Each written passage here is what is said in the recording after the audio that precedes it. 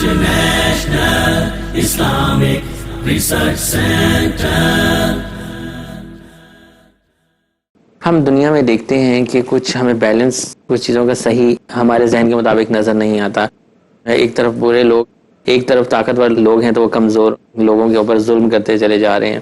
ساری زندگی گزر جاتی ہے اور ایک شخص کمزوری حال میں پستا چلا جا رہا ہے، اور جو ظلم کرنے والا ہے، ظالم جو ہے، وہ مزید اکڑتا چلا جا رہا ہے کہ مجھے کوئی پکڑنے والا نہیں. تو اس قسم کے معاملات جو ہیں اللہ سبحانہ و تعالیٰ کیا دنیا میں برے کاموں کی سزا لازمی دے دیتے ہیں، یا جو کمزور لوگ ہیں ان کو کبھی ان کا حق مل پائے گا، یا آخرت میں ہی ان کا حق ملے گا؟ اسی کی وضاحت کیجیے. ضروری نہیں ہے کہ ہر حق والے کو حق دنیا میں مل جائے، بلکہ کافر کو تو اس کی اگر کوئی اچھی بات بھی ہوتی ہے تو اس کا صلہ اللہ تعالیٰ دنیا میں دے دیتا ہے. وَمَا لَهُ فِي الْآخِرَةِ مِنْ خَلَاقٍ، آخرت میں کافر کے لیے کوئی حصہ نہیں ہے.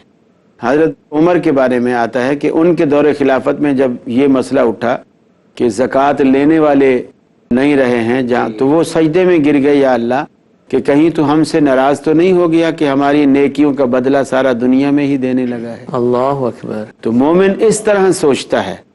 تو دنیا میں اللہ رب العالمین نیکی کا بدلہ دے دے، اچھی بات ہے، لیکن اصل جو جزا دینے والا ہے رب العالمین مومن کو، وہ آخرت میں دینے والا ہے. اور یہ ساری چیزیں فرمایا ان اللہ اشتری من المؤمنین انفسهم واموالهم بان لهم الجنہ.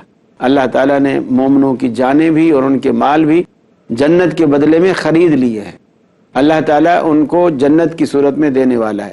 ظالم جہاں تک ظلم میں بڑھتا ہے، اللہ تعالیٰ دو طرح سے کسی کو مہلت دیتا ہے. اگر کوئی مسلمان ہے وہ کوئی گناہ کرتا ہے تو اللہ تعالیٰ اس کو بھی مہلت دیتا ہے. اگر کوئی کافر ہے وہ گناہ کرتا ہے، اللہ تعالیٰ اس کو بھی مہلت دیتا ہے. لیکن دونوں کی مہلت کے مقاصد میں فرق ہے. اگر مسلمان کوئی ایسا کرتا ہے، مومن ایسا کرتا ہے، تو رب العالمین اس لیے مہلت دیتا ہے کہ ہو سکتا ہے یہ توبہ کر لے، ہدایت کی طرف آ جائے. کیونکہ اللہ رب العالمین نے اس کو اختیار دونوں دے رکھے ہیں. انا ہدیناہ السبیل اما شاکرا و اما کفورا. ہم نے انسان کو راستے دونوں بتلا دیے ہیں، اب وہ چاہے شکر کرے چاہے کفر کرے، اللہ نے دونوں اختیار دے رکھے ہیں. تو اس لیے کہ شاید یہ توبہ کی طرف آ جائے اور مرنے سے پہلے اپنے آپ کو گناہوں سے پاک کر لے اور روٹھے ہوئے رب کو منا لے. اور ظالم کو اس لیے ڈھیل دیتا ہے تاکہ یہ اور کر لے، اور اس میں بھی یہ بات ہوتی ہے کہ شاید توبہ کر لے، لیکن یہ بھی ہوتا ہے کہ یہ اور کر لے تاکہ جب اسے پکڑا جائے اور اس کو سزا دی جائے تو ہر شخص دیکھنے والا یہی کہے کہ یہ اسی لائق تھا، عبرت حاصل ہو جائے، عبرتناک سزا ہو اس کو. یعنی ایسی سزا، اتنے گناہ کر لے، اتنے گناہ کر لے.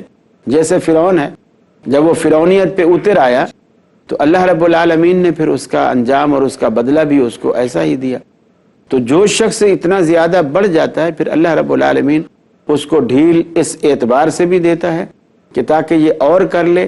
جب اسے گرفت میں ڈالا جائے، عذاب دیا جائے، پکڑا جائے، تو ہر دیکھنے والا کہے کہ یار جو اس نے کیا تھا اس کے مطابق بالکل صحیح ہے، یہ اسی لائق تھا، اس کے ساتھ ایسا سلوک ہونا چاہیے تھا.